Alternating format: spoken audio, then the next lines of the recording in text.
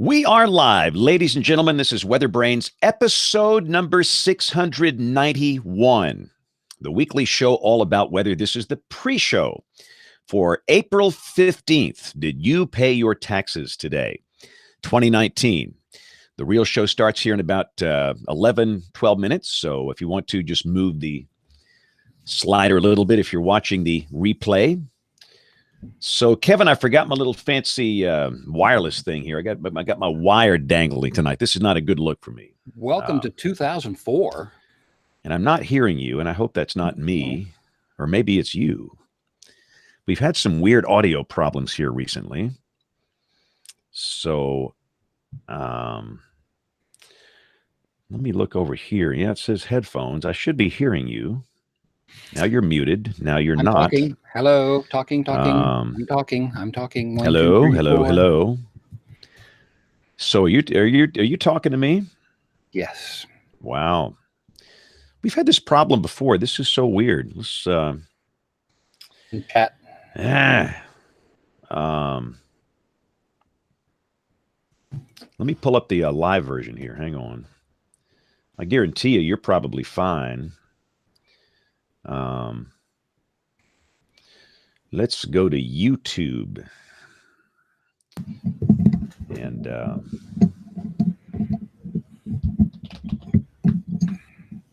search WeatherBrains 691.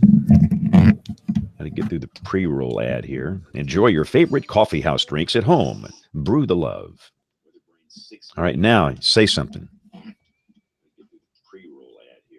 Enjoy your favorite coffee house drinks at home. Testing. 1, 2, 3, 4, 5, 6. 1, 2, 3, 4, 5, 6. Yes. I hear myself. All right. Well, that's weird. Let me. What I'm going to do is try another browser. I'm using Safari, so let me try Chrome. I will be right back in a matter of moments. I'll be this right after back.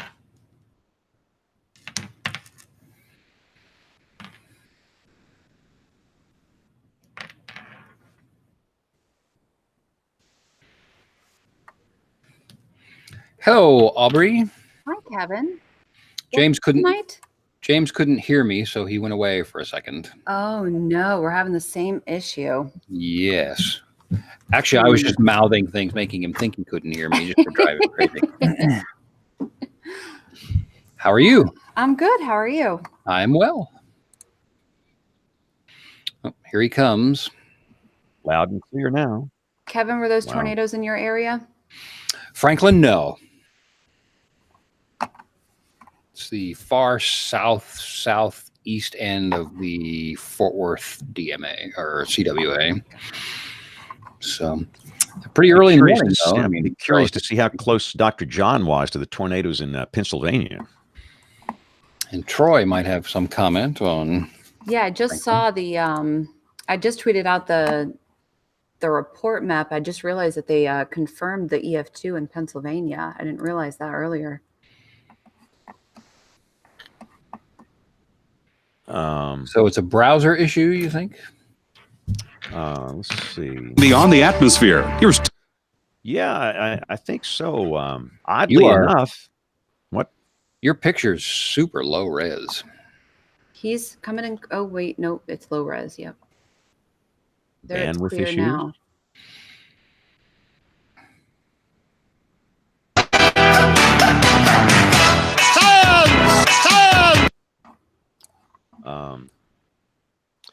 Yeah, it's Monday, Buggy Monday here.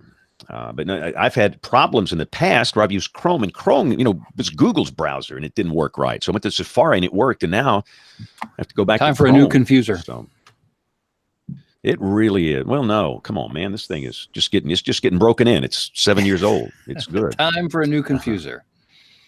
7 years. That thing is not. They have. What do they call it? Vintage. Yours is vintage now, I bet.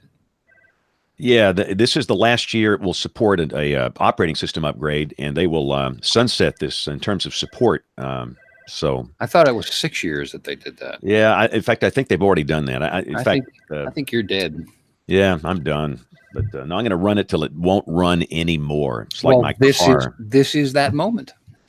Yeah, that's right. This might be the night. No, my Toyota 4Runner has 257,000 miles on it, and it's just now starting to run good. So, wow.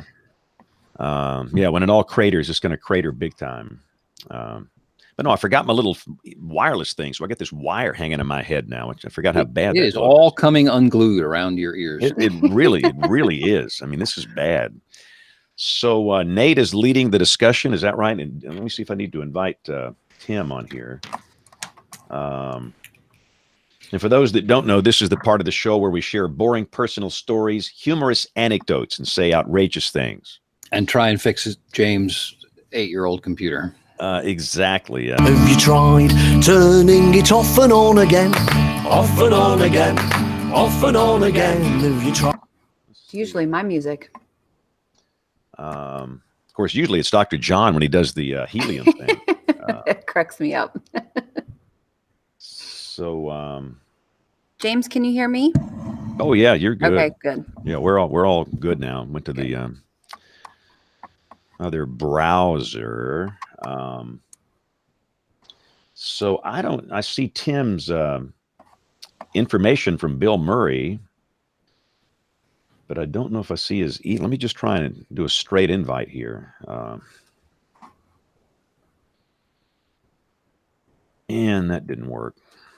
Let me look at the calendar, because occasionally he will put the email address in the calendar. WB 691, and it has nothing. Well, this is not good. Isn't Nate going to join us tonight? Oh, there's Dr. John. Dr. John, see if you got that helium thing going. Yeah. See, I feel better when to make you feel better, John. I had big audio problems too coming on here, so you're not alone. But you'll have to reboot her. First one's always the throwaway. Yeah, exactly. Show title. That is the show title. Now there were no notes in the calendar. Let me search around here and see if I can find. And it wasn't in his. Oh, do you need Tim's email? Yes. It's in it's in the if you click on the bio PDF in Bill's email. Oh, okay. There. I did not do that. I tend to shy away from PDFs. Oh yeah, there we go. Okay. I got you.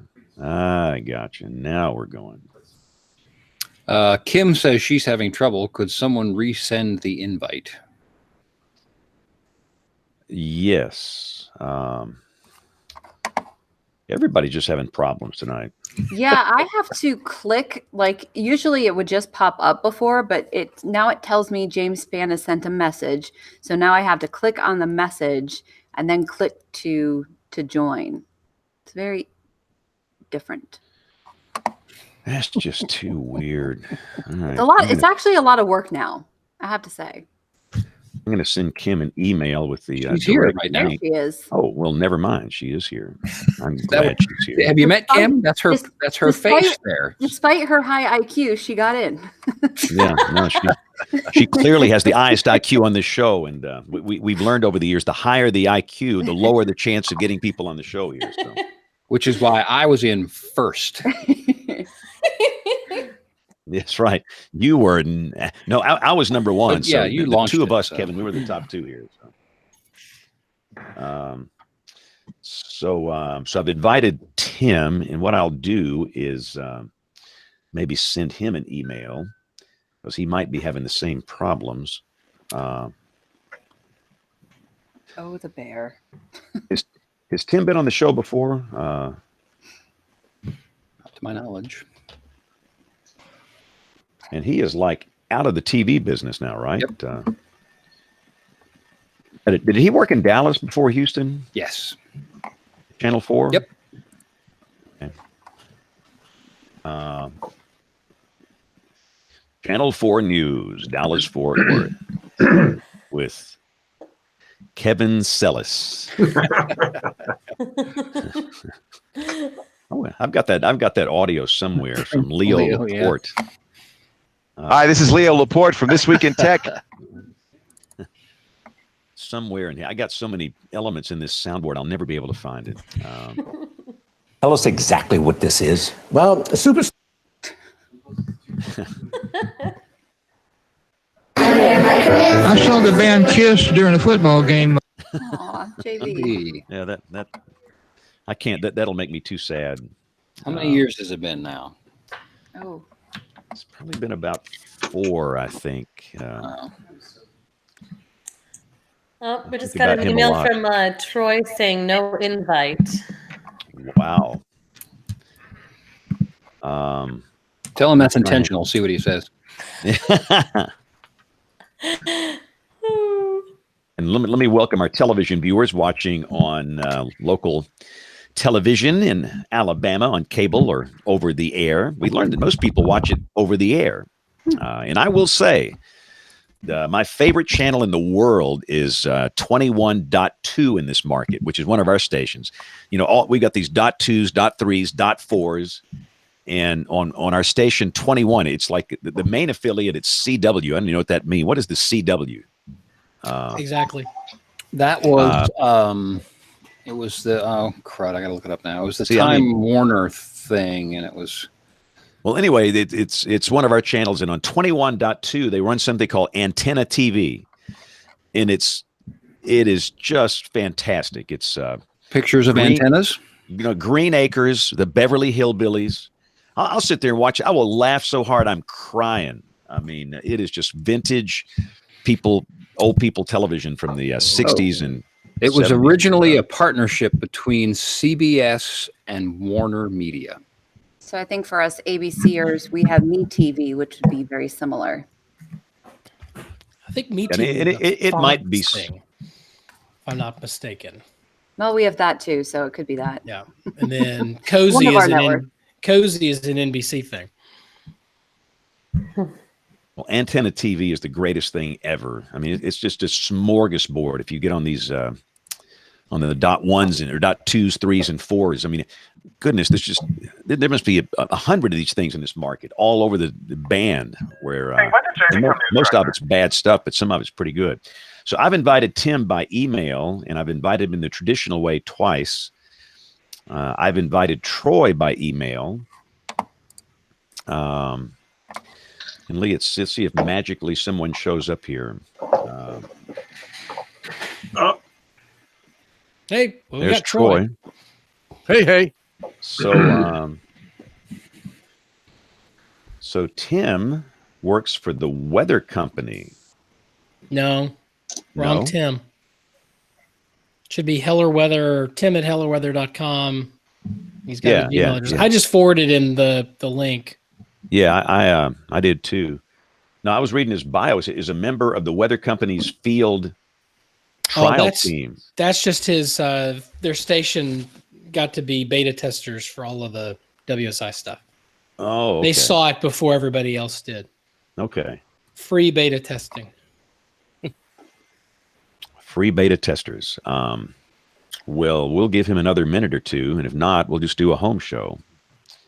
Hey, James, I want to do a helium check. How am I? Loud and clear. Helium check. I'm not sure what to make of that. Now, every time I see that insurance commercial, I think of Dr. John. Thanks. It's my claim to fame. I love that commercial. I'm squeezing every ounce out of my old computer, and I have to buy a new one. I'm just right at the end. You're looking good here, you, John. I'm in there with you, John. Next 7 time years I want old. you to say fender bender. Fender bender. Hey, Tim, can you hear us? Yes, I can. Can you hear me? Yeah. Loud and clear. All right. Awesome. Let's get this sucker going here. All right.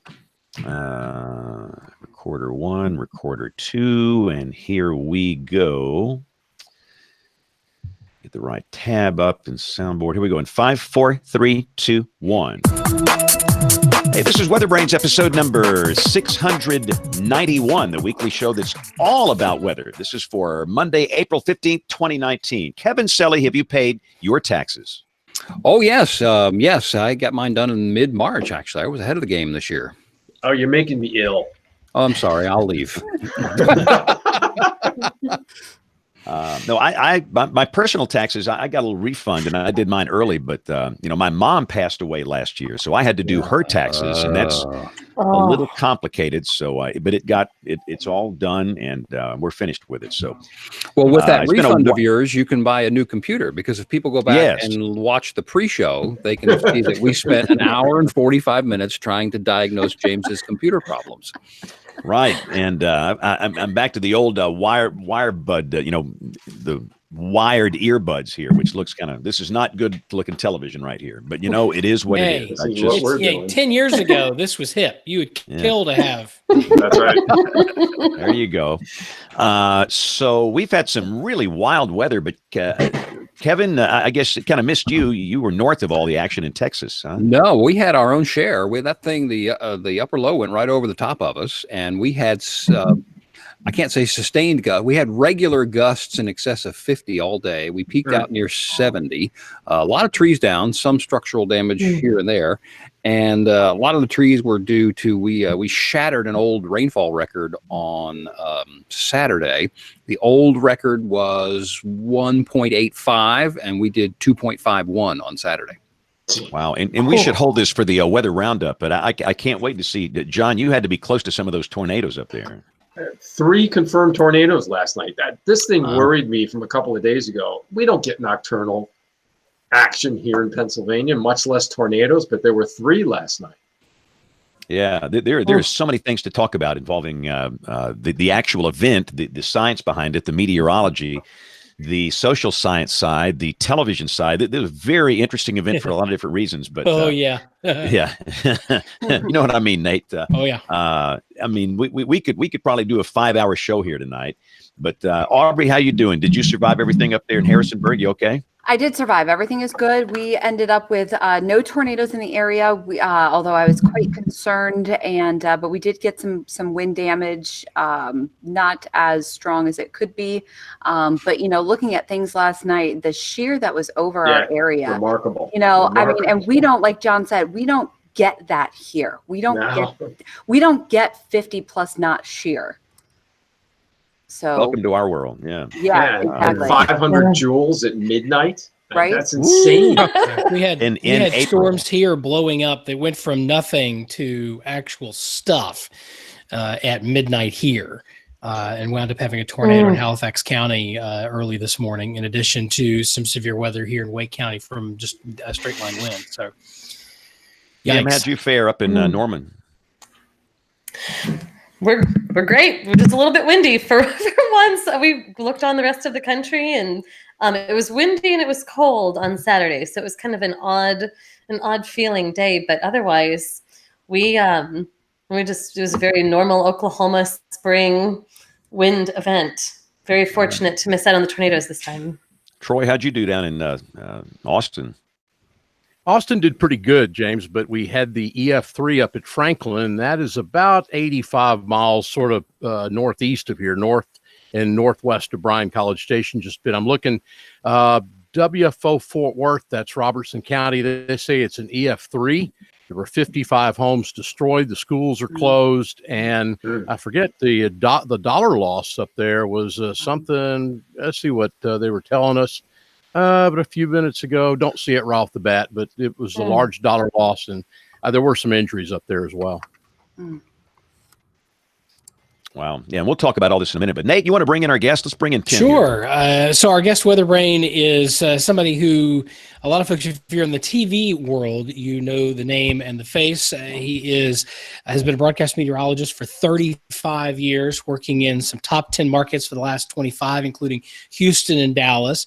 no stranger to severe weather or tropical. In January, he retired from the on-air business, but has started his own business, Heller Weather LLC. That's a limited liability corporation for those of you not in the legal lingo. Offers training, coaching, and guidance for broadcast meteorologists on weather content creation for all platforms. He helps local TV stations maximize their weather resources and build stronger brands. Tim Heller, welcome to the program. Thank you very much. Glad to be here. Good to have you.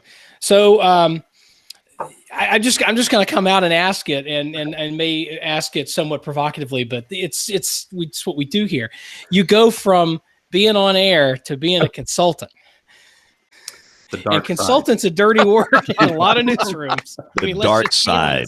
The dark side. No, I went to the dark side. I'm corporate. There's a difference. True. That's true. Yeah. But so Tim, you and I sort of two sides of the dark side. What prompted the change, and why now? There were a lot of things that kind of came together all at the same time. As we know, most of us on air have contracts. And I knew my contract was coming up at the end of 2018. And I always said to myself, if I'm not having fun, I need to get out of the business. And I stopped having fun a few years ago. Mm-hmm. And I started to think about, okay, what is my plan B? And I've always preached to people, even interns. I'm like, what's your plan B? What are you going to do if this TV job blows up on you? And at about the same time, I started on the board of the broadcast meteorology with the AMS, and started looking at tapes that were coming in for CBM applications, and seeing, quite honestly, a lot of bad weathercast. And I just somewhere along the way, I thought, there needs to be some more help out there, because I've had experience with consultants who come in and they give you, a couple of lines, do this, do that, but they really don't help you accomplish what it is that the research is showing you need to do. And so I kind of put it all together, and I thought, there are no weather consultants out there. There are no consultants that are broadcast meteorologists that know the crazy workflow, that know what it's like to walk in the door and have, a watch-in effect, and you've got to satisfy multiple platforms all at the same time. And at the same time, I noticed that my interns were coming in, and they would sit down and they just, it was just the world of TV weather that they had been exposed to by watching television was just one small part of our job, as we all know. And I thought, we got a lot of young meteorologists that are starting off in this business. We got a lot of companies that are hiring younger talent. And I just saw this need for companies that might need help with their weather team. And knowing my contract was coming up, my wife and I had some very long conversations, and it's very hard to let go of the golden handcuffs. A steady income. Golden handcuffs. That's the show title right there, too. There you go. And it's very hard to kind of let go of that. And we talked a lot about it, and we arranged our finances so that we could do this. So I could walk away for a year and try to establish this business. We downsized our home. We put the money away in savings. We got our kids' college education taken care of.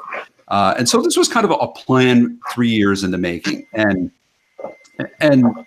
so it wasn't a spur of the moment decision. It was something we thought out and I mapped out, and I'm a meticulous planner. I had it very meticulously detailed, exactly step by step, of how I was going to launch this company. So that's kind of where it came from. There's a lot of things happening at the same time. And I just decided, what?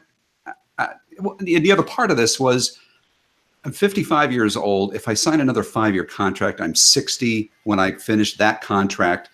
That to me was too late to start all over. And I thought, if I'm going to start all over and do something, let's do it now. So we'll come back to the consulting thing, because I want to talk about your career a little bit, because you went out. I mean, a lot of people would say you sort of left at the top. ABC 13 is a very powerful station, Houston. I actually lived, this, I've talked about this. I lived in College Station for a year right after my wife and I got married. And the cable company, whatever cable company we had in College Station, Bryan actually, there was no ABC affiliate in that market. And so we got KTRK, ABC 13 out of Houston. And so that's when I got to really watch you guys pretty regularly there. I was working for Barron at the time, remotely, and spent a lot of time sort of toward the end of Marvin Zindler's career. Yes. I've swapped. I'm going to ask you about your Zindler parade story. So cue that one up at some point. But you tell me about ABC 13 and how long you were there. You guys, I think the biggest event obviously was Harvey. But you had a handful of pretty big events leading up to that. Tell us a little bit about your time at ABC 13 and what it was like being at a powerhouse station in a top 10 market. Well, it was interesting when I first walked in the door 17 years ago. The general manager said to me at the time, things move at a glacial speed here because we are doing a lot of things right and we don't want to upset that apple cart. And he said, I know that you're going to want to come in and you're going to want to make some changes, but let's talk about them and let's do them very slowly and let's roll it out. And so, I'm sitting beside Dave Ward, who is, an icon, and Troy knows this, and many people in the business know this. It's the longest anchor at anyone's station in the United States, if I'm not mistaken. Yeah. And working along with Ed Brandon, who was at the time was doing 5, 6, and 10. When I first started, I was doing the 6 and 10. So he stayed on to do the 5. And, and Ed had, a well-established reputation, well-liked in the community. And I wanted to make sure. In fact, I insisted, I needed to know what the rollout would be before I signed the contract. I said, I don't want to come in and be the bad guy. I don't want to be the guy that they hired to replace Ed. And so, I was told it would be a 2-year transition, and Ed was on board with it. And he was, and him and I became very close friends. And, and then you got Marvin Zindler. So I knew walking in the door that this was a station. This was, as you called it, a powerhouse that a lot of people in the community watched just because everybody in their family always watched that station. So I felt that there was some responsibility to keep that tradition, to live up to those standards. And, and I worked hard to make sure that I was operating at their level, if you will.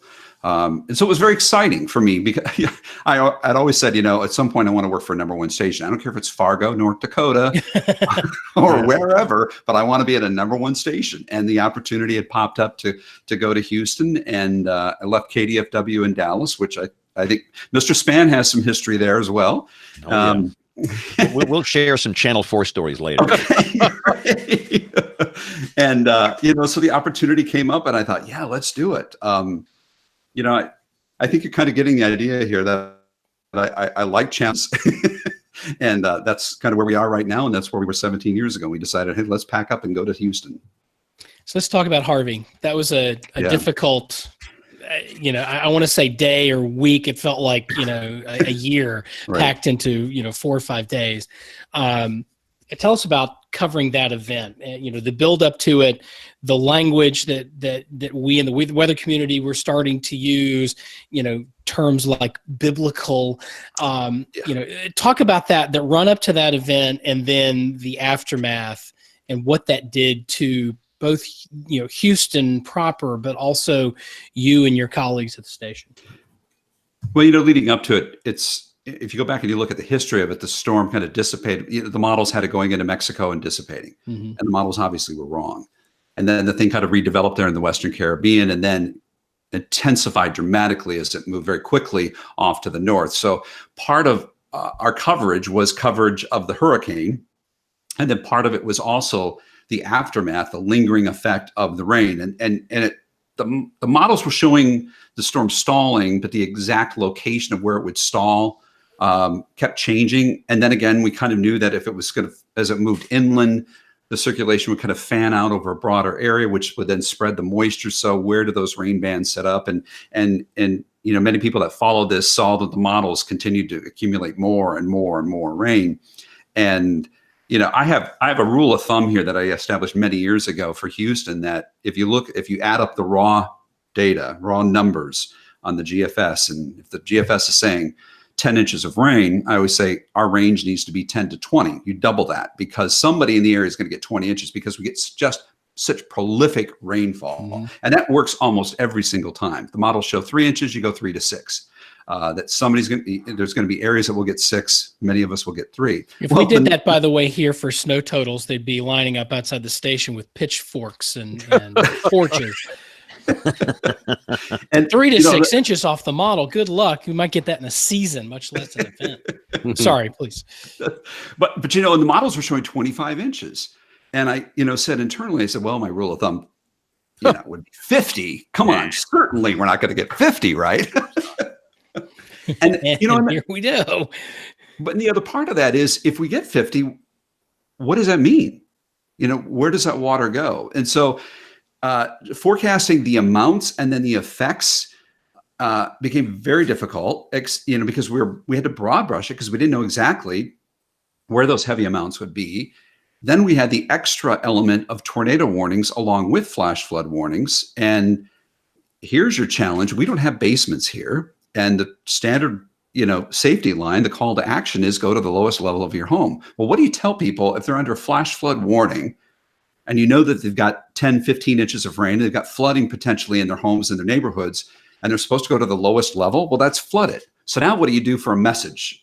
How do you protect yourself from a tornado and a flash flood warning? And at one point, and this was such an absurd thing to say on the air, because we were getting pictures of people in their attics and Harris County Flood Control. Somebody at Harris County sent us a message saying, you need to tell people to stay out of the attics, that if they're flooded out of the first floor of the home and they don't have a second floor, they got to get on the roof. So now we're telling people, okay, you got to get on the roof, and there's a tornado warning and there's a flash flood. So the messaging was incredibly complicated. And as much as you plan it out, you just kind of go with the flow and you adjust your message as the event is unfolding. That event, I remember I was at the beach with my family and my in-laws, and we were watching the coverage on various cable news channels and Weather Channel and everything. And it just seemed like every time we thought it couldn't get any worse, it did. Right. And then the rain just kept coming and kept coming and kept coming, and there were tornado warnings in the middle of the night, in the middle of the day, and things were flooding. And then it went away, and people forget that Beaumont and Port Arthur, parts of the Golden Triangle of East Texas, got it almost as bad, but the media market's not as big, and people sort of focus their eyes on Houston. I don't want to ignore them, but what does that do to the psyche of a city when you have this literally, biblical proportions of rainfall and the widespread nature of the flooding and the lingering? What does that do to the people that survive that from your perspective? The rebuilding, the response was almost immediate. Mm-hmm. And I think that, because it was really a 5-day event for us. And so the flooding would change positions. So you'd have one neighborhood, for example, on the west side of town that would be flooded. And then the next day it would be the southeast side of here, Harris County. And then the next day it would be the northwest. And then it would be farther east. And then we had the water release from the 2 reservoirs, and that flooded a whole new area that had never flooded before, and surprised a lot of people because they thought, well, the storm's gone. Why am I flooding now? But the rebuilding was almost immediate. And I'd have to say that we're kind of resilient in that we've been through this before, because prior to that, we had a Memorial Day flash flood event. We had a tax day flash flood event in 2016 and 2015 and 16, and so we had, Houston has flooding. What was different about this is that the whole area had flooding. And then of course we've got the history of Tropical Storm Allison back in 2001. That was an interesting thing. And there's so much about Harvey. I'm probably going to talk in tangents all over the place here. But I'd have to say that was one of the things I think that we made a mistake on the air. And we were saying to people, this could be a similar situation to Allison where the storm stalls. What happened is that people that were flooded in Allison expected the same kind of thing. And the people that weren't flooded in Allison expected the same kind of thing. The same thing. And so I think the message there that we were trying to convey is that the weather pattern is similar to Allison, but people were looking at the effects, the impacts as being the same. And that taught me a lesson in that sometimes we communicate meteorologically and we forget that, people are interpreting it much differently than what we are. You talk about the psyche of the station. I remember there was a report or a producer who came to me in the middle of the storm during a break, and we could talk about staffing and things like that behind the scenes, because it was I got to say, hats off to Disney. They did a phenomenal job of giving us aid. I can't speak for the other stations. I don't know how they were all structured, but I can tell you that it was a fine oiled machine working in the background. But one of the producers during one of the breaks comes running into me and she says, I need to know. And she, she gives me her neighborhood. She goes, what's it going to be like? She goes, my husband's at home. I got 2 young kids, and what's it going to be like? And so I'm kind of giving her, she's like, is water going to get any higher? And I'm like, I can only tell you is that we're going into the overnight. We're seeing these storms flare up again. And so, yeah, it could end up with several more inches in your area. And she breaks down bawling and she's crying. And, and I'm trying to comfort her. In the meantime, I got my IFB saying, okay, 3 minutes. Okay, we got to deal with this. So there were some emotional things. But then she said, I said, well, I don't know what I had said to her. And she said something about, they moved everything up to the 2nd floor. And I said, well, if they got a 2nd floor, just go upstairs. You're fine. Just go upstairs. And she goes, oh, I said, it's not going to flood that much, I don't think. Yeah, but you know what? I gave her that advice and she walked away happy. And then I thought, God, I hope it doesn't flood that much. Because at that point, boy, all rules were being broken. Yeah. So, prior to Houston, you're Dallas at KDFW. So you went from one network-owned station to another network-owned station.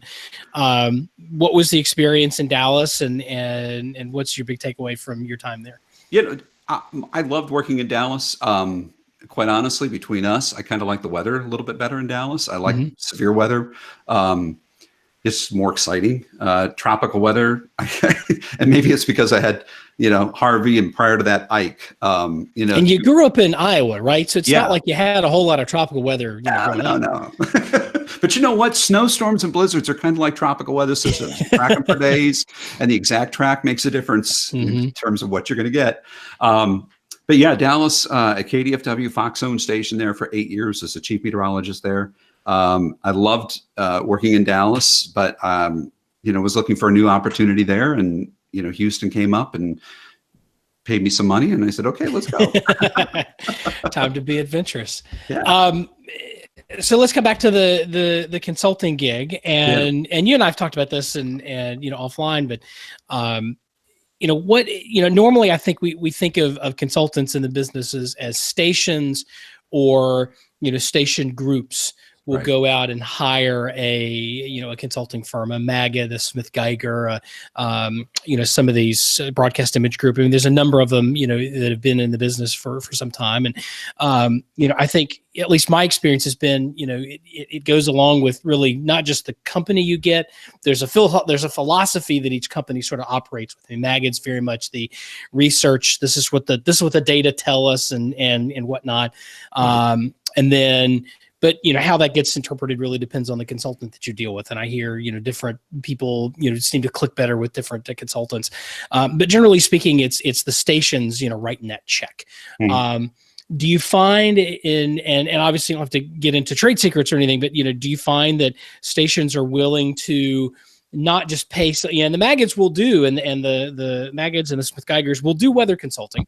99 times out of 100, it's with somebody who's never stood in front of Chroma Key to deliver a weathercast. Right. But they will charge you for that advice just the same. Right.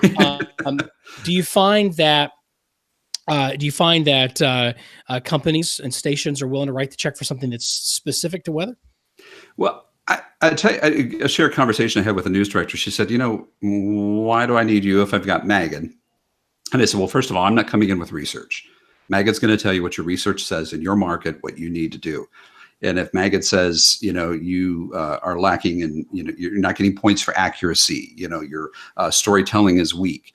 If whatever it is, that little niche that you need to fix with your weather team, I can help you develop an action plan that will fix that. And the difference is that I am being a broadcast meteorologist is I can come in and I understand the meteorology. I understand as well the workflow. So how do we fix this within the workflow of the day?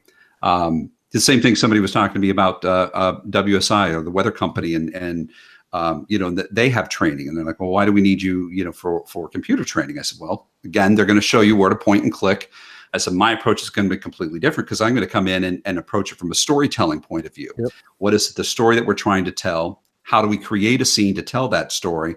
And then how do we create a scene that we can update very quickly over time? I hesitate even using the word consultant, not because it's got a negative connotation, although that is part of it. But which is why in my elevator speech, I say, I offer training, coaching, and guidance. The training is the transference of skills that I have accumulated and acquired. And then the coaching is taking your skills and making them better. And the guidance is helping you figure out when to apply those skills based on the weather situation that there is there. In terms of, stations willing to write a check, there are a lot of corporate decisions, that a lot of TV stations can't necessarily okay consulting or / training. In fact, it's interesting because I had a conversation recently where somebody said, well, we don't have anything in the budget for consulting, but we do have some money for training. And I said, well, there we go. There you go. So it's part of my challenge is convincing corporate news directors who kind of oversee some of those decisions that it's important to invest in the people that you've hired.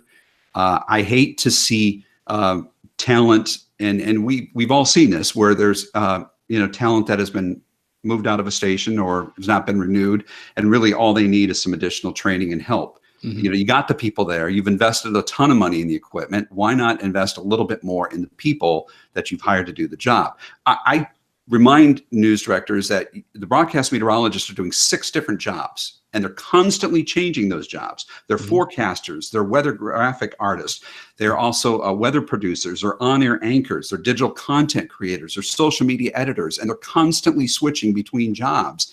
And that takes special talent. And you got to give people some assistance in navigating that, and not everybody can. So you've got young meteorologists that are coming into this very strange business, and at the same time, you've got some older established meteorologists that now have to adjust to this new workflow that they're not used to. And I'm not necessarily saying that I have all the answers, because part of my job is to go in and say, what is it that you need help with, and how can I help you?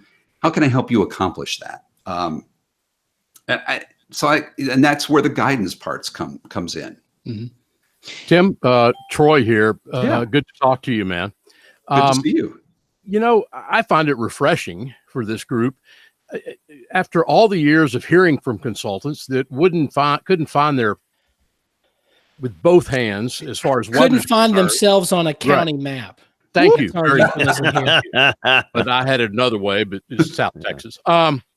It's refreshing to see you, and also Nate, in his case, corporate level. In your case, we finally have some people out there that can talk to news directors that have some idea what happens in the weather office. Because I will tell you, I don't believe our graphics, the only graphics company we have now, I don't think they have any idea sometimes what happens in the weather office, as much as they produce all the graphic systems. And I can tell you that a lot of the consultants don't have any idea. My greatest story with consultant was years ago, when they told me not to use dew point because they thought the people, and I quote now, were too stupid to be able to understand. I turned around to the consultant, a young lady, by the way, and told her, no, I think it's the consultants that are too stupid to know what dew point is.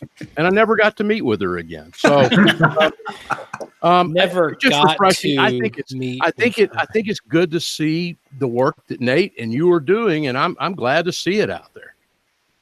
I had a recent experience where a few years ago we had research came in, and my whole thing with market research is they'll say, well, viewers say this, and I'm like, well, what was the question you were asking? And for example, how many people did you ask? Yeah, exactly. And the meeting we had, I'll try not to get too specific, but they said, we're not getting credit for accuracy.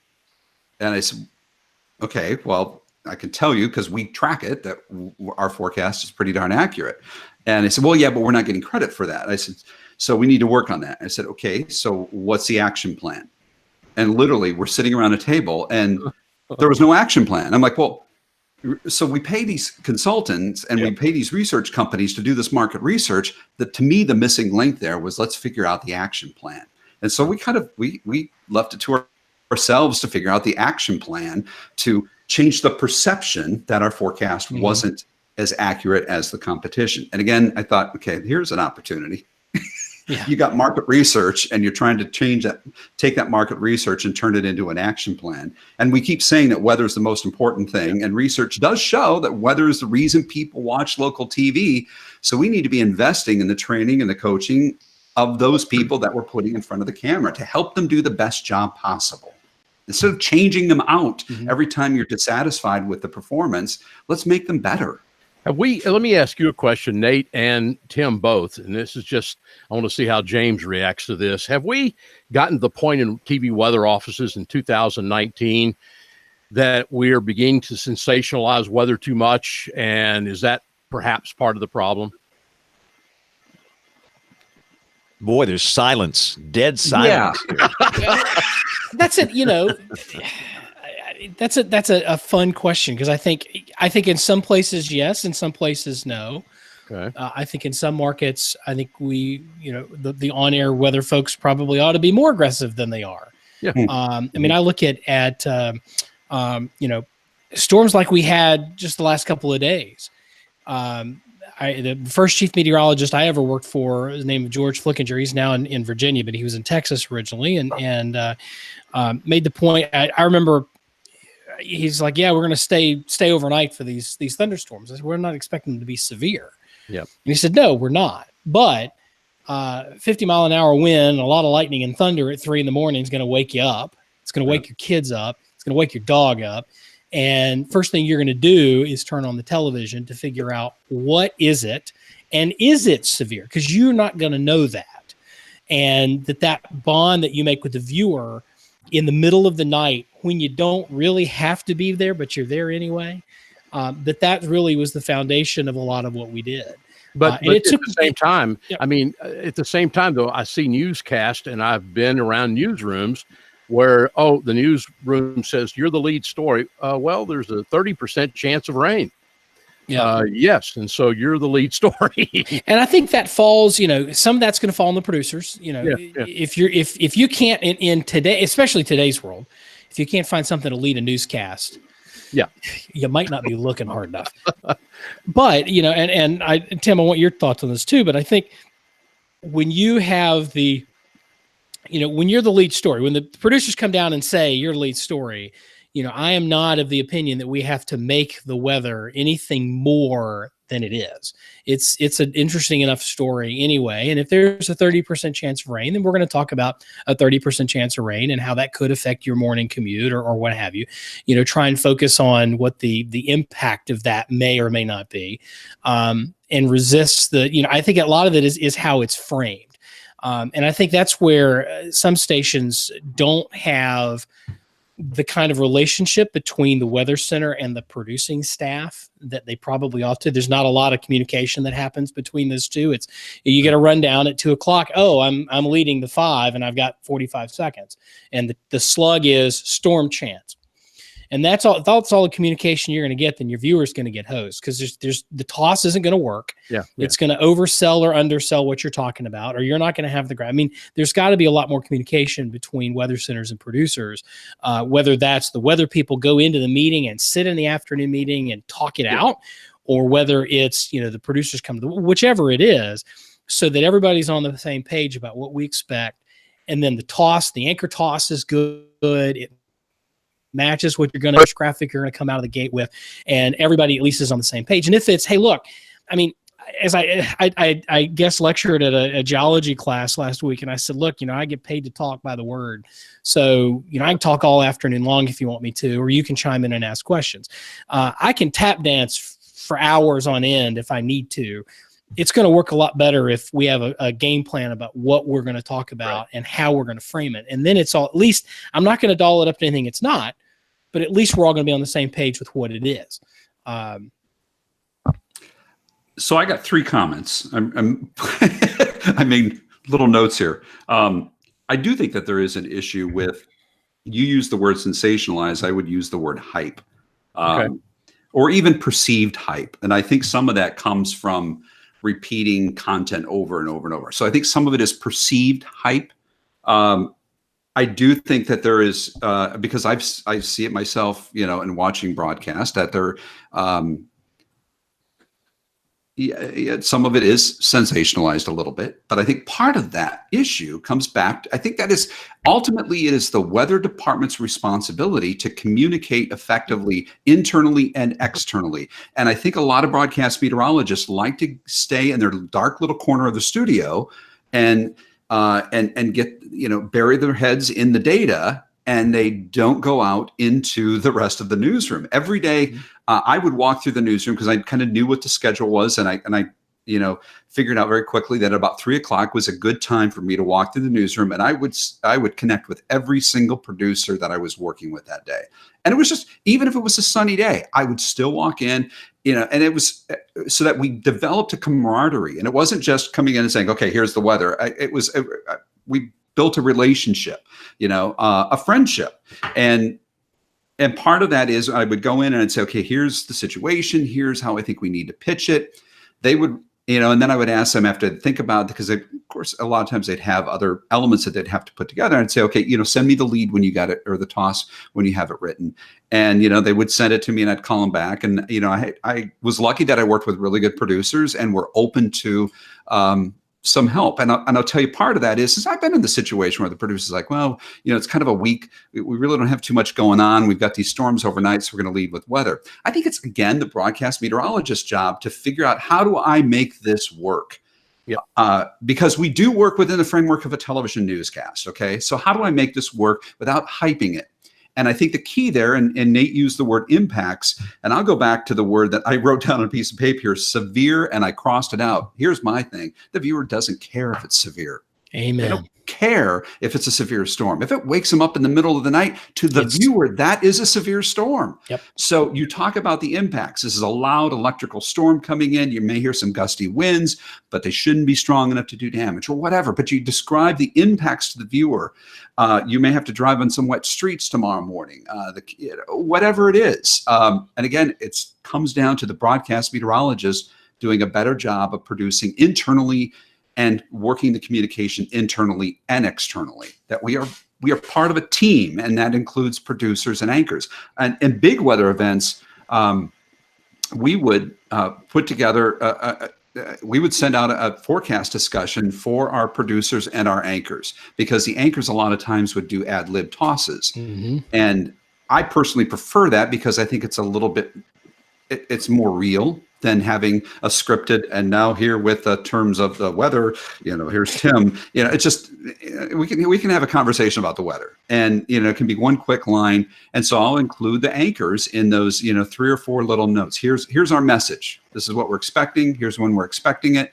And to me, I don't care if they give away my forecast in that toss, because you got to hear the same information over and over and over before the viewer before it really sinks in. So, and again, it's the job of the broadcast meteorologist to control that information. Let me ask you guys this. There's a local station here where they're doing weather in the evening news block every 6 minutes, whether it's good weather, bad weather. And I'm not being critical. I'm just throwing it out there. And it looks like they're moving in the direction of basically becoming a local weather channel, where they're doing mostly weather, and they occasionally pitch to news. And if there's breaking news, they'll take that and run with it. But they're eliminating these little, city council stories and these narrow appeal stories, and they're going with weather and only news stories that have mass appeal. And I see them becoming a local weather channel. And that sounds like job security for their meteorologists. Yeah, I was going to say, do they compete against you, James? Is that one of your locals? Yeah, it is. Well, it's a competitor. And again, what they're doing, they're adding weather people, and I think they're reducing sports people. They eliminated the sports director job. There is no sports director. He's been there for like 25 years. He's gone. They just eliminated his job. We're not going to do sports anymore. And, they do a little bit, but not much. So they're phasing out sports and phasing out a lot of news to go all weather. You could do 3 minutes of just whatever's happening with Nick Saban and the Alabama football team, and it would draw ratings. I mean, that's like ACC basketball here in North Carolina. You could talk about Duke, Carolina, NC State, Wake Forest. You talk about them in the middle of the end of the spring, beginning of summer, and talk about basketball season, and people will watch, because that's interesting. I think most markets that, anyway, I just that sports I think it takes a lot of heat because it seems it appears to be limited appeal. But then you have the Olympics and the ratings are always, off the charts. And it's not just, white dudes watching. It's men, women, children, all races, all getting hooked into the people stories of sports. If you're doing it right, sports is about people and it's quality, broadcasting no matter what. But anyway, go ahead. Sorry. The question is, where are we going? And we've talked about this many, many times on this show. But now that Tim is here and we got Nate, and you guys are kind of visionaries for broadcast meteorologists. I'm writing that one down. Yeah. You'll see that on hellerweather.com tomorrow. James Spann says I'm a visionary. Visionary. So where are we going to be in 20 years for the people that are graduating in 4 years? They have a degree in meteorology. They want to do broadcast. What's out there for them in 10 and 20 years from now? Well, I'm an optimist here. I think that out of, you talk about the sports people. I do think that, and you're seeing this a trend in a lot of TV stations, that they're downsizing the sports coverage. And I think for broadcast meteorologists, we have some great opportunities. We are really broadcasting now more than we ever have. We are casting broadly our message, and we're doing it through podcasts. We're doing it through television programs. We're doing it through webcasts. We're doing it through special digital videos, video docs, and YouTube videos. And so we are casting our message broadly, and that is opening up opportunities for people that know how to navigate that business, and especially people that have a keen sense of how to produce content on these digital platforms that is engaging, that is effective. I think in your market, James, I would question whether or not that they're doing that because they're trying to counter program you. Yeah, they got to come up with something to beat James Spann. And so what's the way to do that? We're going to do weather every 6-7 minutes. And that's just the nature of the business, is trying to counter program what the competition is doing, try to get a few more eyeballs. I'm with you. I'm an optimist about what we're doing. I see hiring is on the upswing for broadcast meteorologists. There's an increased awareness and I think an appreciation for the fact that even in San Diego, where there's the number one reason people watch TV news, even though fewer people are watching it, the people that are watching because of weather. I don't think that people, in spite of the fact that I think apps are great for just the facts ma'am type stuff, when there's interesting weather, when there's impactful weather, when there's stories behind the weather, or when people just want to know why it's doing something, then I think your broadcast meteorologists are well positioned to provide that information in a way that somebody who isn't trained, doesn't know what's going on, may not be able to. I will say this, and I've said this on this program before, and I'll say it again. If you're content doing the same weathercast that the people you interned with were doing when you interned with them, you're not going to have a job. The Skycam Almanac, current conditions, regional temps, SatRad, Futurecast 7-day, which we've all been doing, that's the weathercast that TV weather folks have been doing for 50 years, literally 50 years. Yeah.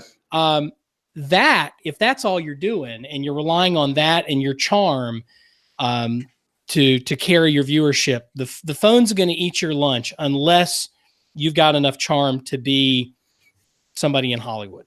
Or you're a very attractive person. Yes, which I am not. I'm about to say I'm not either. Yeah. I think that what we need to be bringing to the table is more than just the facts. We need to be going behind the numbers. You need to be explaining, not just translating this. Here's all this meteorological information. I can give you the most accurate forecast. I remember watching when Weather Channel went to their automated the local star, whatever it was, application that would take the weather service stuff. Local when they on switched. Yates. Yeah, but the Backstar, Weather Star 4000 or whatever it was. And whenever it would take they switched from just reading the zone forecast to doing this automated thing.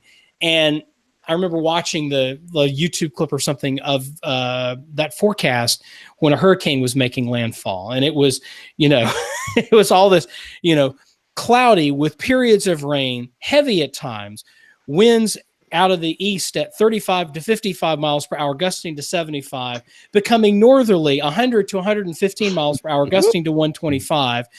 Then a period of clearing skies. I mean, just, it's sort of the blow by blow by blow. That's not what I need in that moment. I need somebody to tell me whether or not my house is going to fall apart. The computer can't do that. It may be able to in the future, but it can't do that now. That's where the meteorologists have to come in and take all that weather information, that translate this information into something that people can actually do something with. Okay, fine. It's going to get to 38 degrees here tonight on the 15th of April. What does that mean? Do I need to bring in I got a couple of peace lilies out on the front. Literally, I have a couple of peace lilies out on the front porch. Do I need to bring them in? That's what I need people to do. And it goes beyond just the basic forecasting into, really connecting this and turning it into news you can use type stuff. And you're seeing the companies like the Weather Channel doing this. They're going into explaining things people, and I think people want to know why things happen the way they do and how they unfold. You're seeing that with a lot of the augmented reality and integrated mixed reality and interactive mixed reality and all this other stuff. You're seeing some of that. So, I think the future's bright, but I think it's going to take people of my generation and older getting out of the habits and accepting the fact that I can't do the same weathercast today than I did yesterday. It's got to really be, it's not just it's more than just swapping out a couple of graphics and calling it good, and I think that's one thing that the weather company does us no favors in that. I think one of the training bits is they come down and say, create a hit and call it your 4 p.m. show. And you put it in and guess what your 4 p.m. is going to look like a week from now? It's going to look at the same thing you built today because you have no incentive to actually change it. You got to go in and make that, find another way to organize your stuff so that when you're coming in and you have a story to tell, that you're not telling the same story yesterday, because people will get bored of that and they'll either flip to another station or they'll say, I don't have to wait till 6:15 to get the same thing I got yesterday.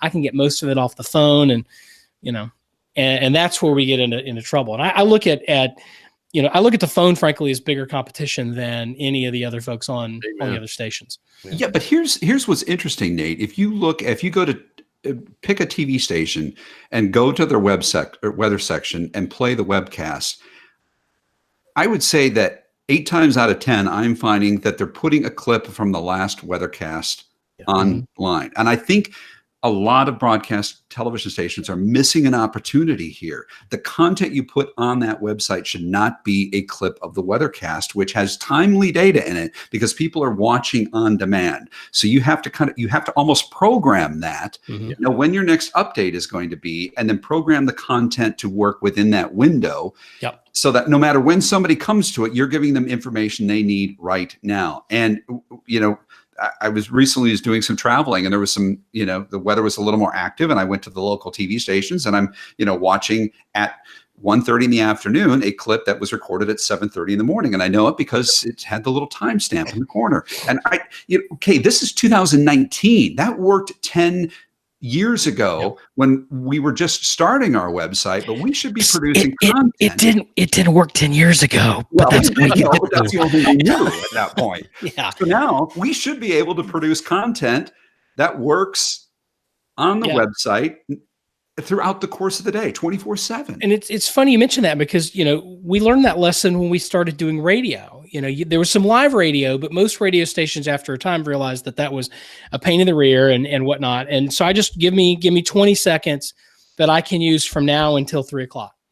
Right. So it's that mindset. It's this is going to live on the website until 3:00. Right. So I need to, or at least, a certain period of time. And I need to program it basically your program, produce it in a sense, right? So that, I'm not relying on current conditions. I'm not relying on a Skycam image that's going to be outdated as soon as this is recorded, right? But actually put something on there. And so what if it's not 3.5 minutes long, like your 6:00 weathercast is? I don't, most people on the web aren't going to sit for a 5-minute video anyway. Give me 30 seconds, 60 seconds, if that, and move on. And I also think that apps have a bad reputation. And I think well earned in many cases. They are, but I think we're forgetting the fact that they're keeping people interested in the weather. And there's an opportunity there for us to say, that little lightning bolt on Thursday, let me explain to you what that means. Yeah. And at least it keeps people interested in what we're talking about. So I think there's some opportunities there with apps that we haven't been exploring and taking advantage of, that we are in people's pockets every day. Especially station apps, but even the default apps that come with the phones, like you said, you can, and I've seen some of the most effective uses of that are broadcast meds will say, hey, if you pulled out your phone today, and they might even pull out their iPhone or their Android, and they'll say, you might have seen this snowflake. That's what drives people nuts around here in North Carolina. You might have seen the snowflake here for Thursday. Let me explain to you why that's not going to happen. Exactly. Or let me explain to you why I think it's going to happen.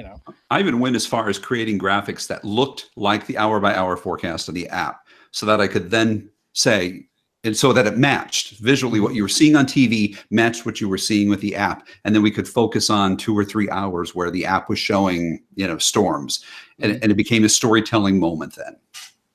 I think it's interesting that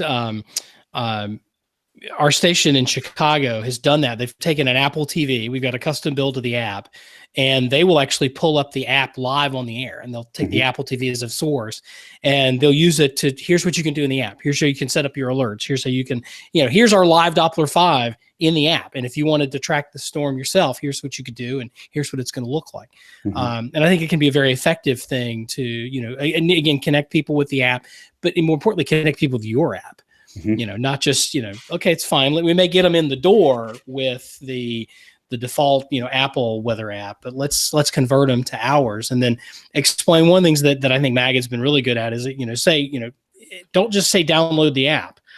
Why am I downloading the app? What am I going to get? And there's 10 or 15 things that you could say about the app. What's going to be alerts that'll, let you know when lightning's coming or whatever, but speak specifically to the things that your app does, as opposed to just download the app, which again, when everybody first started getting apps, it's all we could, just download it. There's so much good stuff. I can't spend the time to tell you, just download it and you'll find out. No, it's not what motivates behavior anymore, as if it ever was. So let me ask you guys real quick. So people that are 20, 25, 28, 30 years old, don't watch television, have no interest in it. They're watching Netflix and Hulu and over-the-top stuff. They're not watching television. What's the best way to establish a relationship with them and to pull them into some type of mindset where maybe they're 35 or 40, they'll turn to local television news? How do you develop a relationship with them? I think that the part of that is being within their social media feeds. But I think we've got to be careful. I think that we assume that these 20 and 30 something year olds want data, and so I see this all the time where people, are pushing, here's, the temperature trends or whatever. And I'm guilty of that myself. And I'm not sure that people in their 20s want to see that showing up in their Snapchat. I think you have to program the content for the platform. And we all know that the demographics are different in Facebook than they are for Twitter. The way the feeds are populated are different. I think you have to program content that appeals to those audiences. And we know that the demographic is even younger still for Snapchat. So I'm not sure what that content looks like. I think that that's the key to connecting with those people. And I don't think that you can force it. You can't you can't come across as their parent. I think, Tim, your former boss's boss, Wendy McMahon, president of the ABC owned station group, was interviewed in TV Newser today. And the question was, broadcast viewing is skewing old, and it's only old people watching newscasts, and it's a dying platform. And she pushed back on that, and she said, no, it's not. Number one, when there's big events like,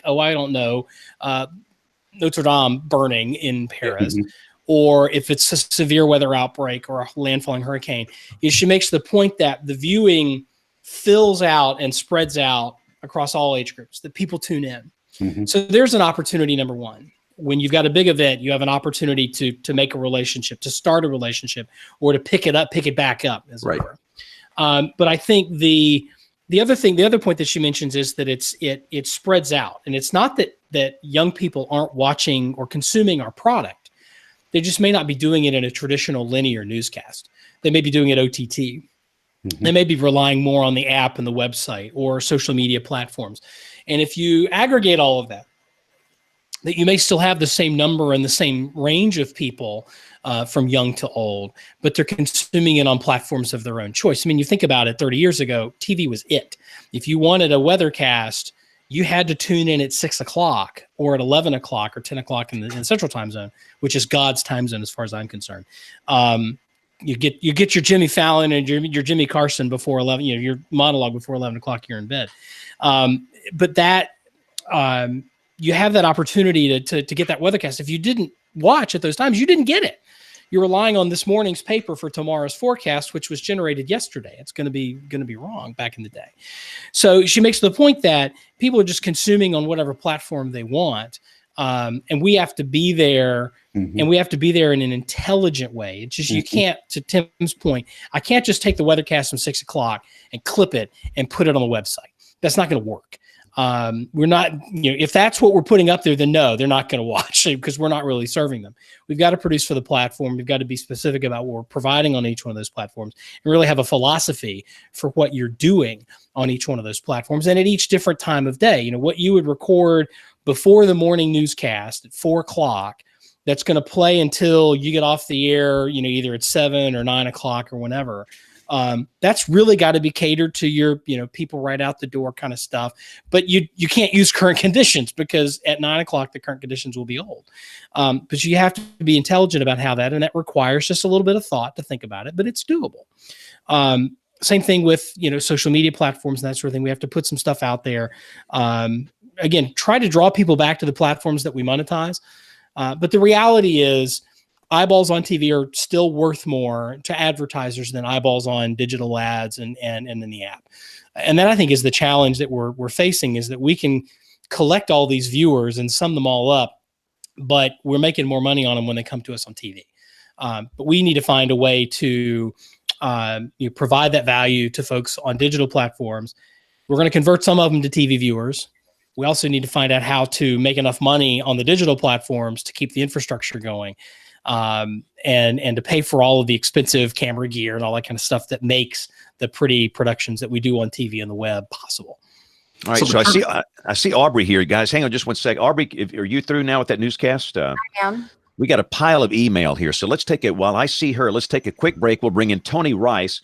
We'll come back with the email inbox. Then we'll do the weather roundup and talk about this weekend's severe weather event. We could talk about this for a long time, but y'all hang on. This show is far from over. WeatherBrains rolls along. Looking beyond the atmosphere, here's Tony Rice with your astronomy outlook. By now, you've probably seen the image of the black hole at the center of the Messier 87 galaxy. It's being heralded as the first in a new era of astrophysics that will likely result in new discoveries. Astronomy and physics played a huge role in making this happen, of course, but data science played an even bigger role, which could have far-reaching benefits as well. Some have wondered why this image took so long. Why not just point the Hubble Space Telescope in the general direction and snap away? Well, it comes down to resolution. While this black hole is as wide as our solar system, it's also 55 million light years away, which makes it very, very small in our night sky. Each pixel of the Hubble Space Telescope's WIFPIC 3 camera spans about 5/100ths of an arc second. Well, that's pretty good resolution, but the black hole spans about 40 micro arc seconds. So that means you can fit over 1,200 of those black holes in each Hubble pixel, so that won't work. To image this distant object, it requires a telescope about as big as the Earth itself. So that's what astronomers at the Event Horizon Telescope team did. Radio telescopes in Hawaii, Arizona, Spain, Mexico, Chile, and Antarctica were linked together in a process called Very Long Baseline Interferometry to create a single virtual telescope. The result? 5 petabytes of data. Now you'd have to stream HD videos via Netflix for 190 years to burn through that much data. When you got this much data to get across the globe, the fastest and cheapest method is to pack them up and ship them via FedEx and UPS. But the work was just beginning once they got all that data in one place. Picture trying to put together a jigsaw puzzle with no image on the box and 90% of the pieces missing. That's what the team faced. Gaps in data, a common data science problem, were mostly from distortion brought on by water vapor in the atmosphere above each telescope and just plain noisy data.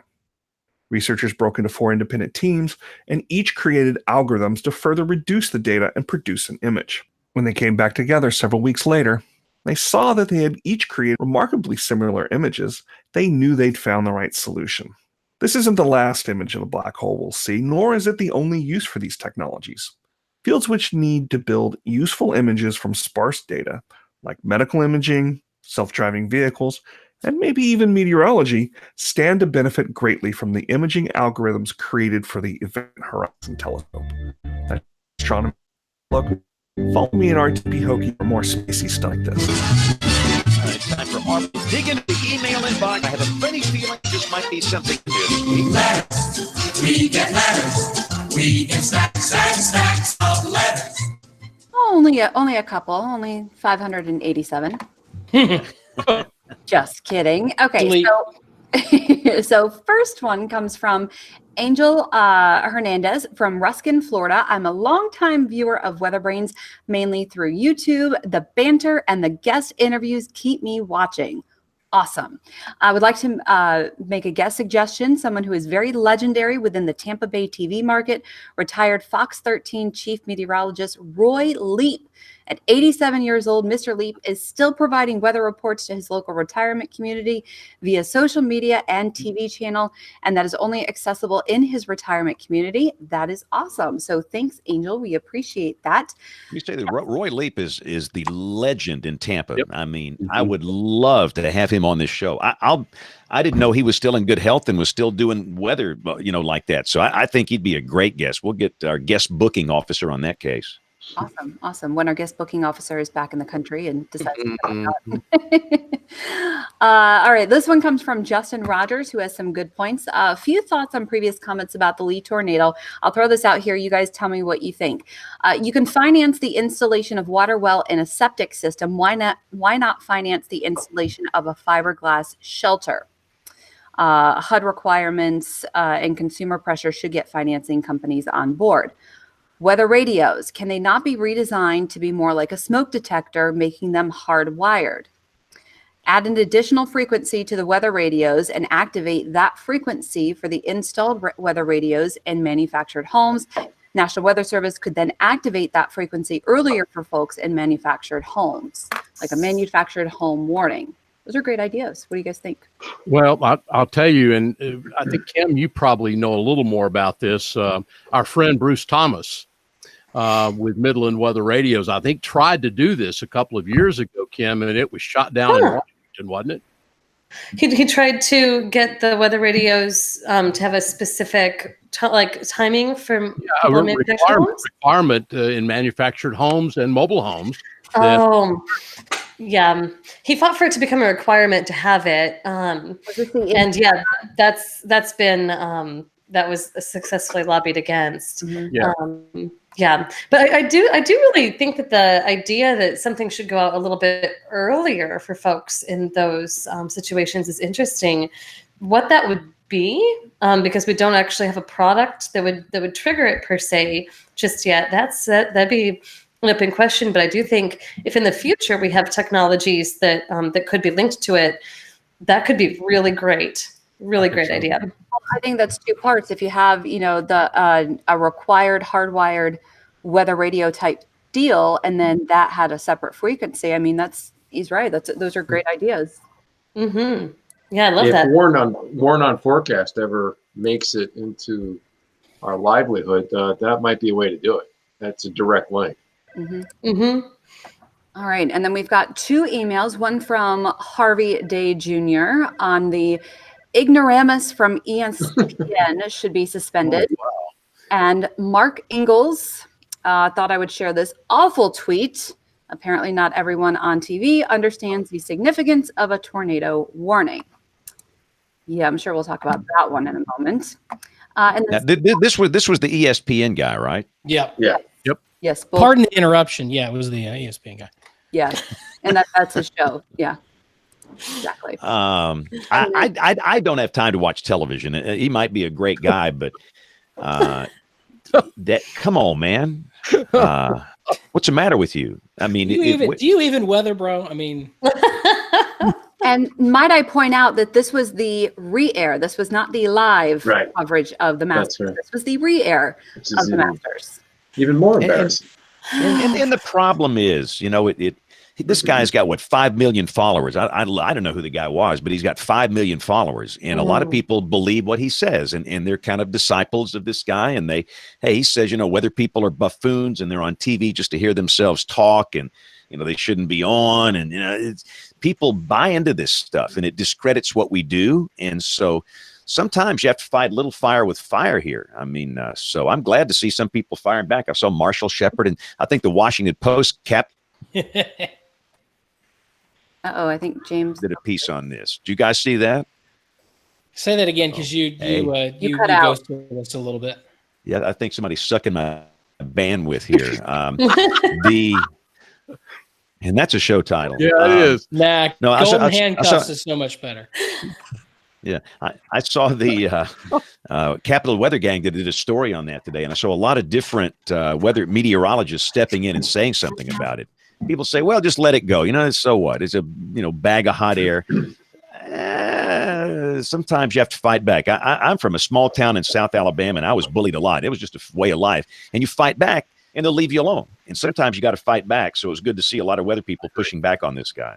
I thought the meteorologists that did fight back. I mean, Bree Smith from Nashville, her comments were awesome. And, this guy, I was looking this morning, he didn't have any sort of tweets since that as I last looked this morning. So we'll see. All right, we'll do this last one from Steve Holmes. It's a 3-parter. What kind of training do meteorology students get for live weather coverage? I know urgency can't be simulated, but surely they must do something in school. The WTVA Tupelo guy correctly called 2 tornadoes a scan or 2 before they formed. He didn't say could become a tornado. He said will become a tornado, and it's definitely on the ground. The debris ball signature backed him up. I've never heard such certainty before in this situation. Your reaction? Yeah, I'm interested to hear what you guys think. I didn't see that particular storm and the environment that it was moving into, but I feel like it's pretty bold. It's pretty bold. I think that's sort of a direction that some of the technologies we're developing in the lab is going, where we're hoping that we can offer an estimate of the likelihood, downstream. I would really like to know what the situation was. It gives you a little bit of pause to have complete certainty, right? To make that 100% yes call, because that means something so specific. And if it wasn't to have occurred, it would have had such a consequence. Right. So yeah, I'm fascinated to know more. Well, Lee, my position is I'm not that good. Let me rephrase that. I'm not that good. But James, at the same time, though, you would have been that good. I had the chance to see Matt at WTVA on the air in Tupelo on Saturday night. We had an EOC with a spring game here, and I was watching beautiful signatures off the radar there at Columbus Air Force Base down near Mississippi State about 10 o'clock on a Saturday night. They were following through. I thought he did a real good job with it. Mississippi State, and it almost, that cell where the 2 tornadoes show up was on either side of the radar at Columbus Air Force Base within a couple of miles. I thought he did a good job. I think you can get to a point too where, and there's some research out of SPC and others that you look at the environment that you're sitting in, and that has to be part of the calculation. And the same signature in an environment like we had a couple of times this weekend, it's going to tornado every time. In other cases where you might have that exact same signature, but if it's elevated convection or if the environment isn't quite good, then maybe you get into the wishy-washy type language. I think you have events like that. April 27th, 2011 would be one of those. Yeah. I didn't need April 16th here in 2011, a week and a half before that. I didn't need dual pole Doppler to know I had tornadoes on the ground. I didn't need to look at velocity to know I had tornadoes. And I think the environment sometimes, it can be an input to that. And I think that the environment we had this weekend across the Deep South probably qualified as one of those environments where I'm willing to be bold and make a case based on science. I mean, we're not just, guessing here. There's research to back that up. Well, let me chase an interesting rabbit, tell a story here. We had a couple of TDS, tornado debris signatures on, the dual polarization products. No tornado. And, No tornado in 2 cases. We've been taught if you see a TDS, then you know without any doubt in your mind, you know there's a tornado. That is a confirmed tornado. 2 of them, nothing. And apparently there was a funnel cloud. And Brian Peters, Brian's a longtime WCM. He was out in the field late Saturday night, and he went down there and looked at the damage. And apparently there was a funnel cloud, a loft, and it took up some tree limbs and leaves, but it was not on the ground, and there was no damage down at the surface. So I guess I'm learning to be a little more careful because I was pretty. With 1 TDS. Sorry. Sucking that bandwidth over there. I don't know who's sucking that. And again, bandwidth. that goes back to keeping up on, the research. I mean, there've been a couple of papers in a couple of different journals talking about, especially in the fall, in places where deciduous trees are a thing, where you can get, spin ups that are going to generate a really crazy looking lowering of the correlation coefficient, but it's going to be leaves and sticks and twigs more so than a classic tornado. And then we start to get into the what is a tornado, right? If I had a circulation that was low enough to pick up stuff off the ground and loft it into the air, is that a tornado? Chuck Doswell will probably say yes. It's or did it pick up stuff out of the top of trees? Was it coming out of the top of a tree? Yeah, I mean, it's close enough, a violently rotating column of wind in contact with the ground. It's a Doswell definition of a tornado. If it's pulling stuff up off the ground and kicking it into the air that wouldn't otherwise be there, you make the case that it may not be, it's not doing any damage, thankfully, but is it still a tornado? I don't know. Don't you think we're heading down a little bit of a slippery slope here? Because the official word comes from the National Weather Service. And we already know that there are some private companies out there issuing their own tornado warnings for their clients. I'm a little concerned about muddying that communication. Well, but it comes back to, number one, I don't think there's anything wrong with private companies issuing warnings for paying clients.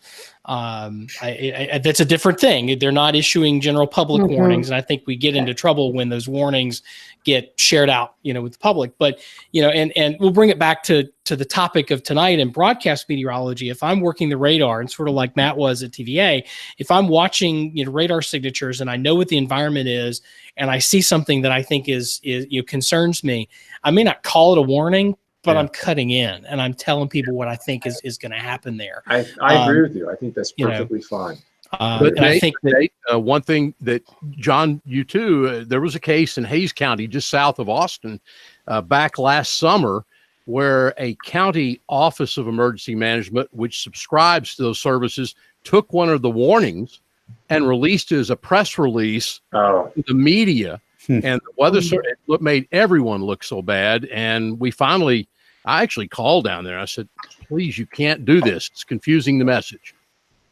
And I think Aubrey, sorry, I didn't mean to hijack your segment. No, that's all right.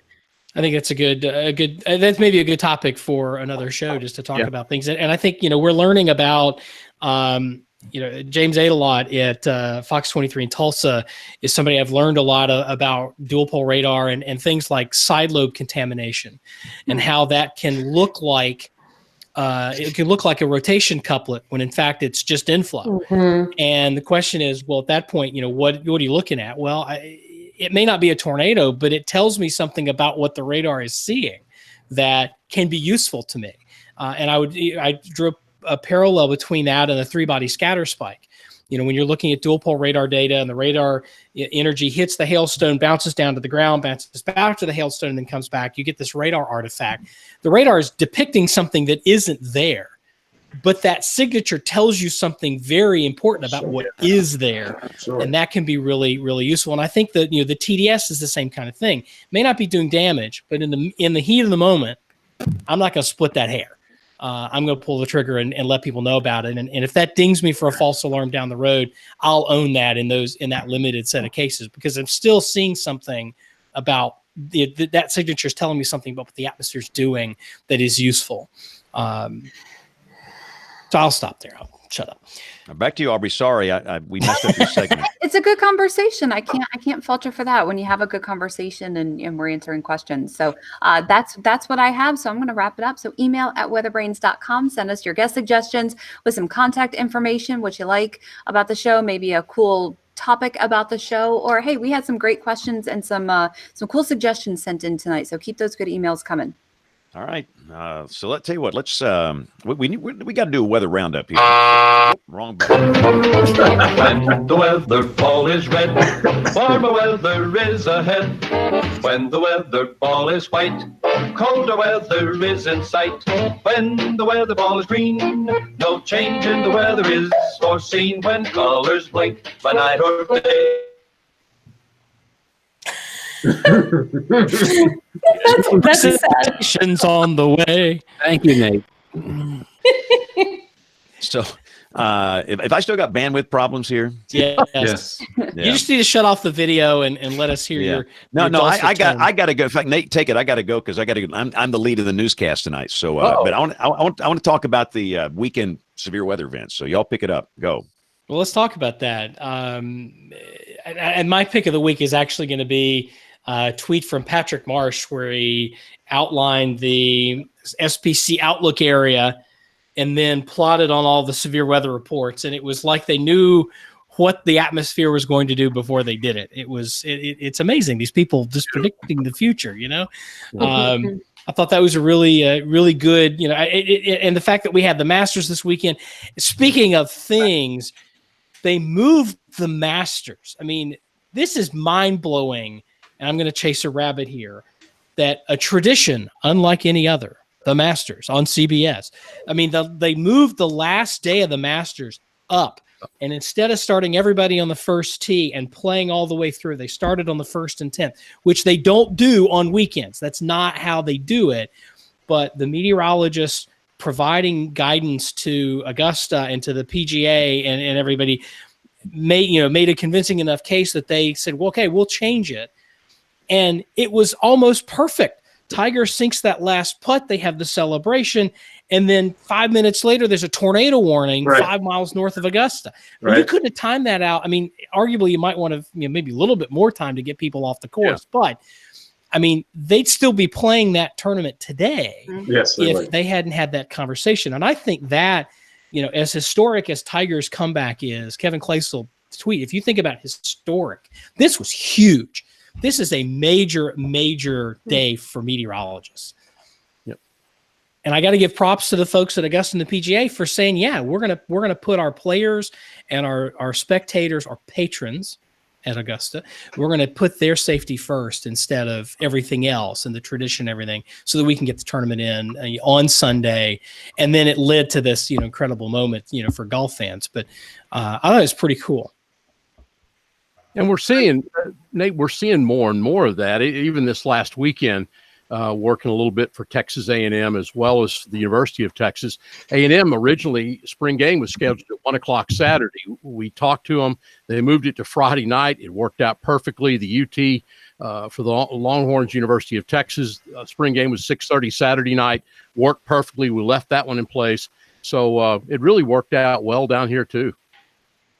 And I know, Kevin's told the story a couple of times about how he and his partners at OU convinced Bob Stoops to move a primetime, football game on Fox and convince the TV people to go along with it. Yep. And sure enough, they moved the game. The Lightning came right on schedule, and then they were able to get the game in without having interrupted the whole bit.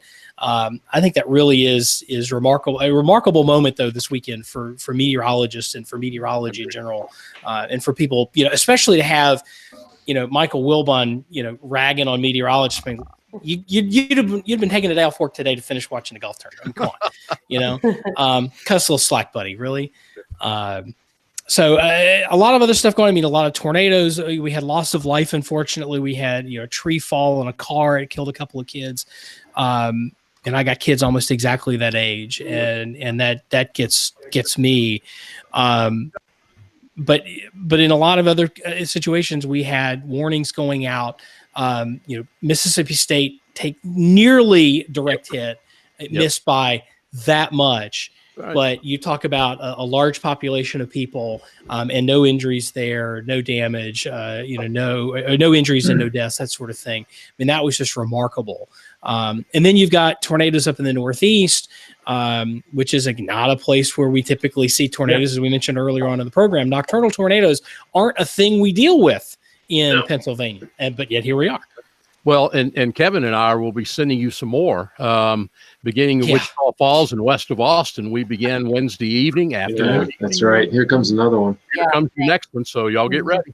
Yeah. So I'm screen sharing an image right now from 8 o'clock, a little after 8 o'clock last evening. And for those of you that are listening and not watching, I'll describe for you. I've got a split screen from radar scope, and it shows radar reflectivity on the top and velocity signatures on the bottom. And there's a storm track that takes both of those velocity signatures, rotational signatures, to the northeast, aimed at a little town called Lancaster. So I live just north of Lancaster, and both of those rotational signatures were heading towards where I live. Not something I normally see around here at 8 o'clock in the evening. And was that the one, John, Dr. John? No, actually, fortunately, that rotation was wide enough that it did fall apart before it reached where I live. The 3 confirmed tornadoes were north of where I live. One of those was an EF2. Right. And the Weather Service now claiming that had a 16-mile long damage path. Wow. Which is unheard of in Pennsylvania, just about. Yeah. And there was an EF2 in Delaware with, I think, a 7-mile path. And EF2 overnight in Delaware. Wow. Tornado warning this morning for Center City, Philadelphia. When you talk about urban areas, fortunately, I don't think it verified, at least not in Center City, but that's a pretty remarkable thing that, you don't think of Philadelphia as a tornado hotbed. And yet here we are on the 15th of April, and we're talking about a tornado, people waking up in the middle of the night with a tornado warning in Philadelphia, not Dallas, not Houston, not Oklahoma City, but Philadelphia.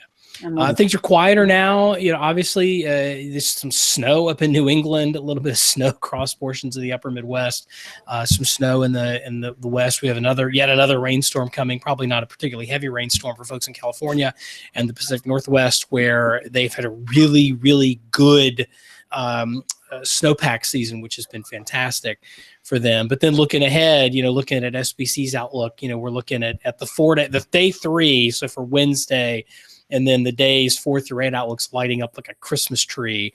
So we could be looking at it starting again in Dallas and parts of Texas on Wednesday, and then getting across the rest of the country as we hit through the tail end of the week, getting here late Friday night here in North Carolina. So it is that time of the year for weather. Any other weather-related comments before we move on to picks of the week? All right. Well, then let's talk again. Yeah, let's talk picks of the week. It's the part of the show we go around the digital mahogany table and share something weather related. Can be anything: a link, a book, a website, a TV show, something you saw, something you read, something you did. I will start, and as I mentioned, mine is a tweet from Patrick Marsh from the Storm Prediction Center, showing just how well the severe weather area, the forecast area, verified. It's like all of the reports are clustered in that area. Almost none of those reports outside of even the marginal area.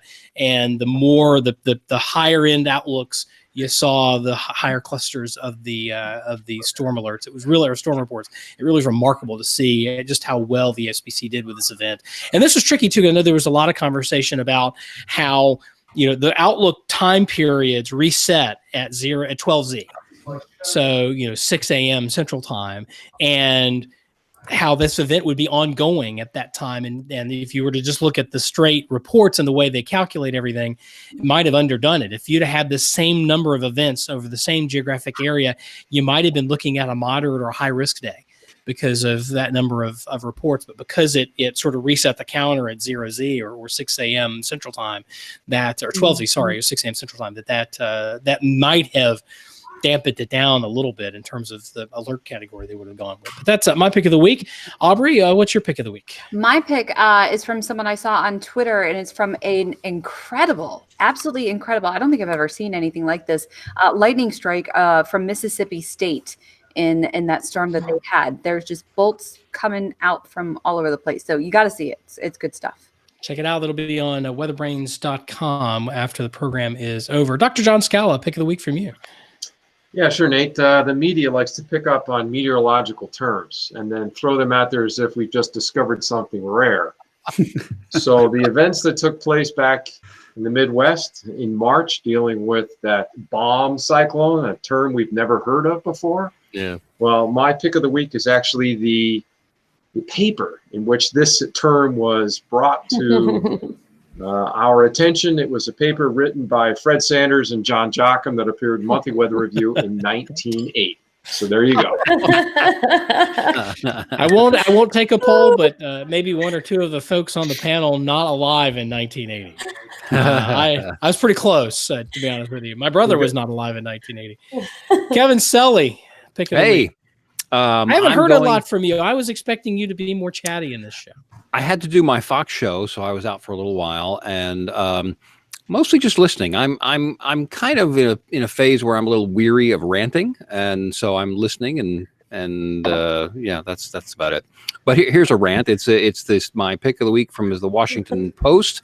The title is "Company Led by Trump Nominee Was Rife with Harassment, Including Groping and Kissing," report says. This is a government report that was done, I believe, last year. And it focuses on AccuWeather in light of the Barry Myers nomination to head NOAA. And so that's my pick of the week. Interesting read. And that was a Bureau of Labor. It was a government agency that produced the report. Yeah, and I can't figure out why it didn't really come to light until just now. Yeah, but yeah, there's a little. It was the Office of Federal Contract Compliance Programs. And they're rolling the intro here, so I got to go. See you guys. See you, Kevin. See you, Kevin. Dr. Kim, pick of the week from you. Yeah, so I have a report from NIST, the National Institute of Standards and Technology. Some of you may be familiar with them. Probably a lot of people listening aren't. It's an organization that sets standards for infrastructure of all kinds around the country, and they've recently, the last decade plus or so, taken an interest in weather communication infrastructure. They did a really nice report, for example, after the Joplin tornado, one of the most detailed studies of how warning communication infrastructure played into the public response. They did, I should say, Erica Kulagowski. She's sort of the lead social scientist there. She spearheaded a review of what's known on sirens and how they play into the warning response process.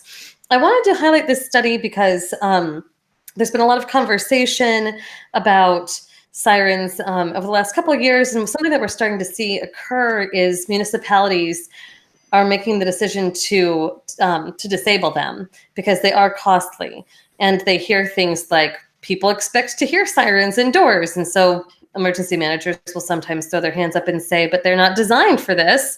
So I'm going to take them away. Or they think, people don't necessarily understand them, or all the many, honest shortcomings of the system.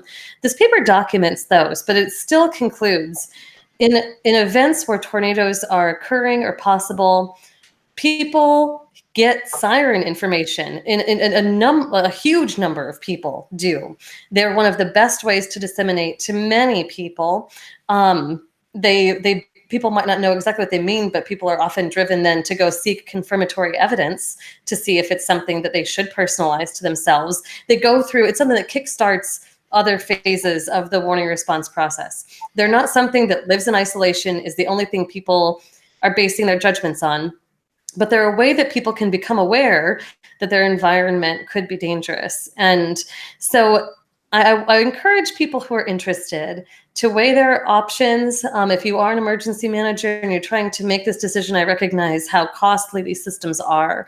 They really are. But they're also sort of an unparalleled way to reach a whole lot of people. So if you're interested in what's known and what the outstanding questions are, the report concludes that the focus should really be about improving the warning siren system and doing more public education outreach. It does not recommend eliminating those systems. Interesting. All right. Troy, pick of the week. I've been lazy, and so I would pick of the week would be Austin weather tonight. It's actually beautiful here. We've got a few cirrus clouds up around 30,000 feet, 67 degrees, but don't come to Austin. We got too many damn people here right now. So stay away, but it's a really nice night in Austin. So that's my pick of the week. There you go. And Tim Heller, a pick of the week from you. I'm going to suggest a book. Bring it. Into the Raging Sea by Rachel Slade. It's the story of the sinking of the El Faro container ship I'll in have to read Hurricane that. Joaquin. Yeah. And it was derived from 26 hours of audio recordings, black box recordings. And it's incredible. It includes history and kind of backstory about how the shipping industry operates. It also talks about the pecking order of the captain and the second in command and the politics, if you will, that take place on these ships. But more importantly, bad communication. The data was there. They just weren't receiving it. And in some cases, we're receiving data that was 12 hours old. I mean, it's just an incredible story, Into the Raging Sea. I'm looking forward to them making it into a movie because it is just very, very powerful. All right. Great. So, Tim, what's next for you? I know that early on this year, you talked early in the program, you talked about how, you really see yourself fitting in a gap between sort of the market research folks, the Maggots and the Smith Geigers of the world, and the television stations, the broadcast meteorologists. And I know Maggot actually invited you out to their Weather Institute in Tampa earlier this year to give a presentation on augmented reality. What does the landscape look for you, for the next 6 months or a year, and how long? I'll stop there. And what's the landscape look for you, and what's next? Well, it's the business is taking me a while to build because I've never done this before, so and it's only 3 months old. It was funny because after the Maggot presentation, after I got done working with them for a workshop, they said, just send us the invoice and we'll get that taken care of. And I'm like, yeah, invoicing. Okay. Gotta figure that out. It's things like that and figuring out marketing. These days, people have a ton of email and a ton of spam. And so I'm trying to figure out a way to get into people's inboxes that they'll pay attention to me. And so it's really just continuing to roll out the business. My goal is to, have 5 TV stations under contract by the end of this year. And that to me is a very small goal. And I think that's attainable. Right now, my problem is that TV stations have already settled their budget years, so I have to kind of wait for a new budget year to start. Also, the problem, as you know, Nate, this is a tight year for television stations. There are no Olympics. The political ad spending has not started up yet, although it probably will a little bit earlier this year, this season, than in previous years. Especially in places like Iowa, right. So I'm targeting those TV stations in particular because I know that they're going to be flush with cash. But no, it's really just kind of focusing on my biggest challenge is that I have to kind of educate my buyers, my general managers and news directors as to what it is that a weather broadcast consultant does, and then convince them that I can help them. Convince them to invest again in the people that are doing the most important job in the TV station. Do you have a plan for working with, let's say James woke up on the humble side of the bed tomorrow morning and said, I want to work with Tim Heller. I want to up my game. Do you have a plan to work with individual meteorologists? If somebody called you and said, hey, I want to, I can't afford the station rate, but, can I send you some stuff and get some coaching sessions that way? Is that something you'd be open to doing? Sure. And eventually down the road, and this may happen sooner than later, I'm even going to go as far as to, broadcast meteorology students or people that are still in college, giving them some advice in terms of putting their tape together. I can't really do that right now because I'm still part of the AMS broadcast board. And I think that there could be a perceived conflict of interest there. And so I'm being very careful to, not burn any bridges that way either, or raise any red flags, but that may be something I do down the road. The other area that and this was brought up to me, and I'm looking at kind of, even though my focus is primarily broadcast meteorology, I'm discovering that government agencies have a need for improved risk communication. And going in and working with people who get called in front of the camera and helping them communicate better in front of the camera. And so that may be an aspect of the business that I kind of do on the side without really advertising it. I don't know. My problem is that I've got like 9 million different directions I want to take this. I need to focus it. Well, maybe the diversification is not a bad thing. If you think about, they're going to be, like you said, there are years like 2019 where most stations aren't spending a lot of money. It's not a big capital year. It's, no tent pole events, as we say in the NBC world. And then there'll be years like 2020 where you've got a Super Bowl and you've got Olympics and you've got, a presidential election and all sorts, all the other stuff that goes along with that.